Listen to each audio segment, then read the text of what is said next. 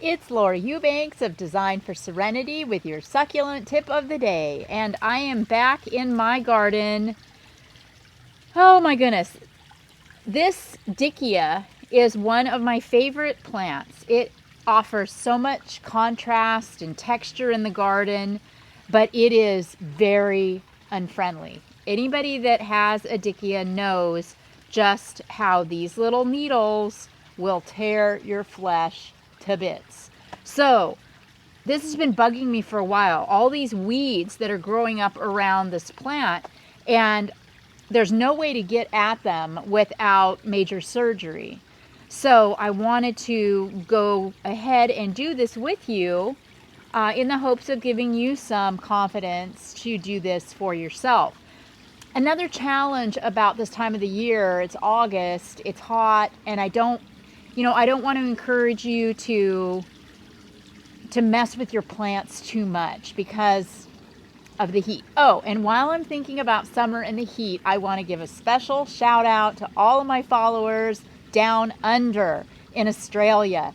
Y'all have been awesome. I've just received so many wonderful comments from my fans in Australia, and I appreciate you guys so much. And my bucket list right at the top is a trip to Australia.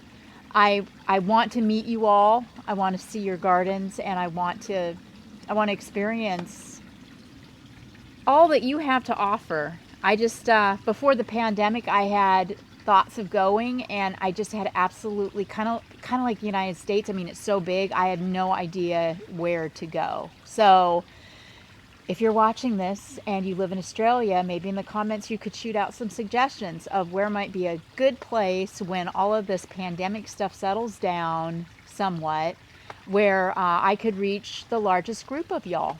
That would be terrific. Okay, I digress. So, in order to really effectively weed around this thing, I'm going to have to at least loosen it, if not dig it all the way out.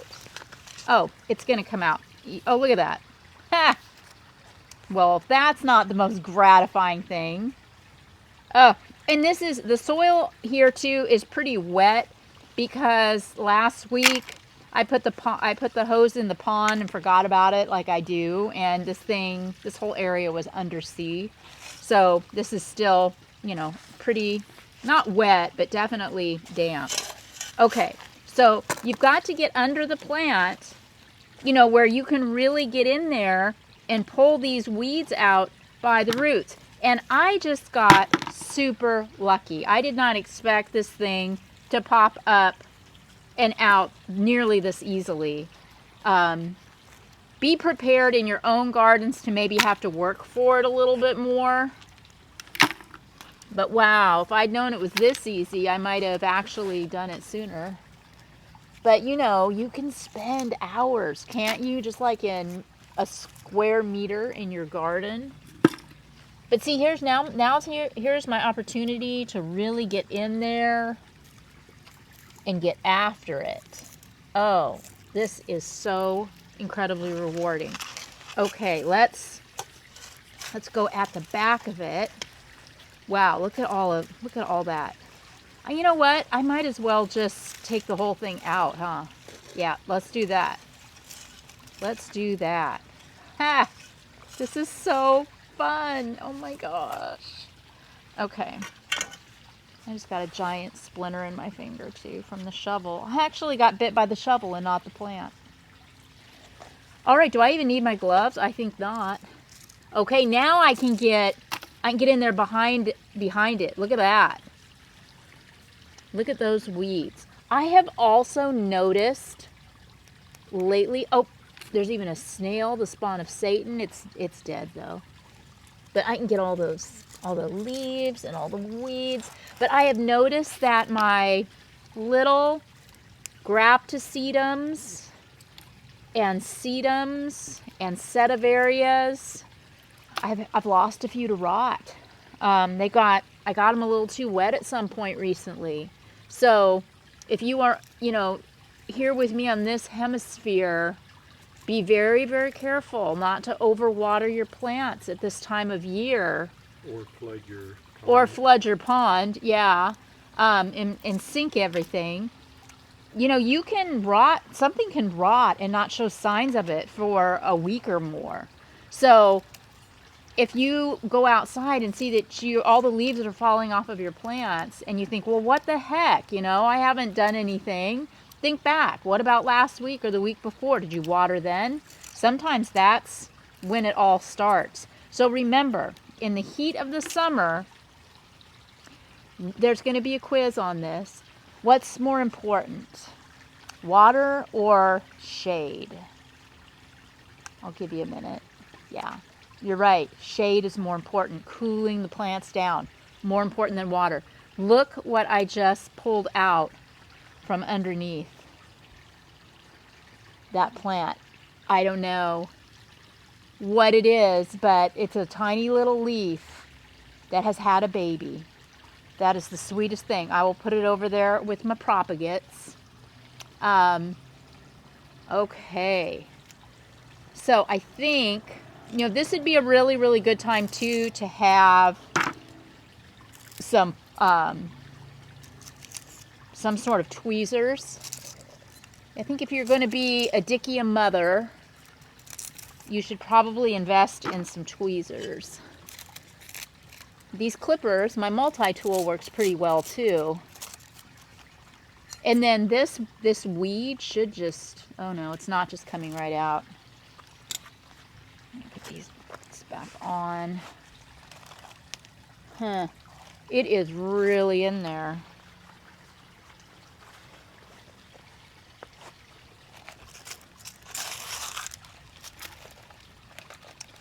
I can't find where it's coming from, where its point of origin even is. Because, you know, if you don't get these things by the root, they're just going to make a comeback stronger than ever, aren't they?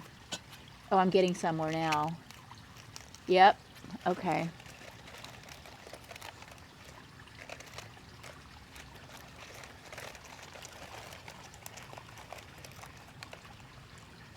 There it is. There it is.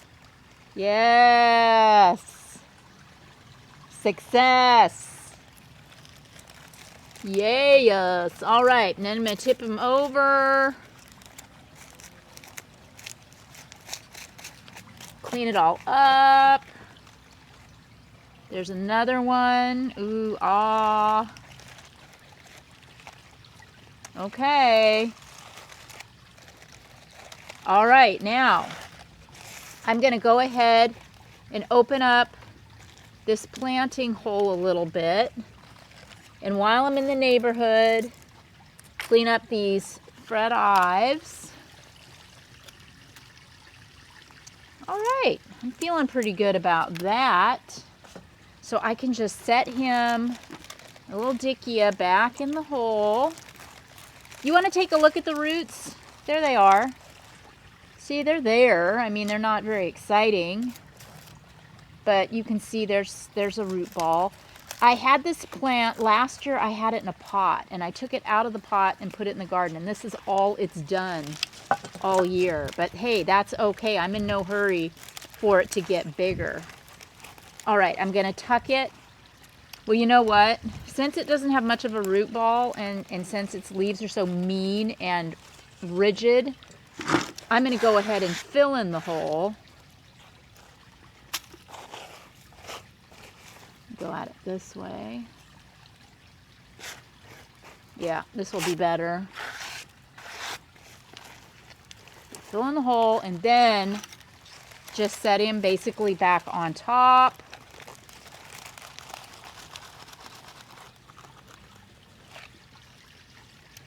Done. And done. Now I can clean up.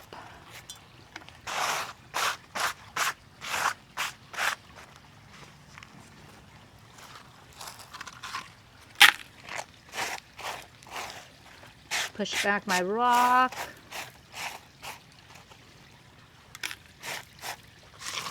Gosh, that was satisfying. All right.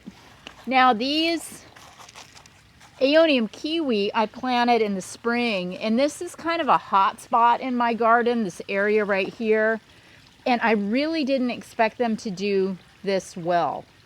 I'm very pleased. But here in San Diego, we get the majority of our heat typically in September. So I don't want to get cocky. This is early August. They could still fry. And I did have one set of kiwi. If you want to look here, Greg. Look at that. I just recently cut these. Look at that. That's just sunburn. These didn't have much chlorophyll. They were pretty much all just you know, really pale yellow. And the sun, this is all sun damage here like that. And they looked so gross that I cut them all back hard in the hopes that they might regenerate from beneath the cut. And they're not. And I don't like the way that looks. So I'm going to cut this all the way down to the bottom. Take that out. See, there's a nice one right there. I'll preserve that one. Tuck it back in as a cutting where it's going to get some protection from some of the other plants. Little shady spot, just tuck it right in there and call it a day. I'm going to cut that one back too. Now, later on in the season, I might get some regeneration from that since I didn't pull it out by the roots. But wow, I'm really loving the way this rubra tinctum looks. The sedum adolphi, the color is spectacular. These are another graptosedum that I got at Oasis Water, or yeah, Oasis Plants. Not sure exactly what those are. The Fred Ives have gotten a little bit hammered. They're dormant right now. They look a little rough, but they're not too bad. And this Calandrinia, some bird just dropped a seed, and look at that sedum adolphi against the color of this Calandrinia. Isn't that just so spectacular? With this plant, you know, it's starting to also run amok. So I'm going to get in here and trim back some of these while I'm in the neighborhood. This is a repeat bloomer. So don't hesitate to cut the blooms at any point in the season that you want to, or if you just want to lace or thin them out. If they're, you know, I feel like these are a little scraggly. So I'm not going to cut them all, but I am going to take off the ones that look like they're finished. Oh yeah, see, that's already 100% better. And then while you're at it, check your echeveria blooms. All of my echeverias are getting ready to pop or have just popped, and aphids love fresh blooms. So be prepared to treat with either a pesticide or with an organic treatment of soapy water is a good choice if you see any little black aphids on your blooms of your echeveria. You can also go ahead and take off any spent leaves from the bottom of the plant. This is more of an aesthetic thing, but it's also a good opportunity to check for little stowaway bugs. Scale is big right now too in our San Diego garden, so keep your eyes out for that. Infestations can happen really, really quick. So just by weeding or taking care of one thing, right? Did I totally get sucked in like real time here or what? I was just going to weed the dickia and I'm already halfway into the pond. So I'm going to wind this up before this turns into a, 6-hour marathon and I'm out here with a headlamp. But oh my gosh, it's so hard to stop once I start. I just want to keep going. Everywhere I look, I see things I should be doing. Oh my gosh. Look, I stuck a pot in here. I don't even remember doing this.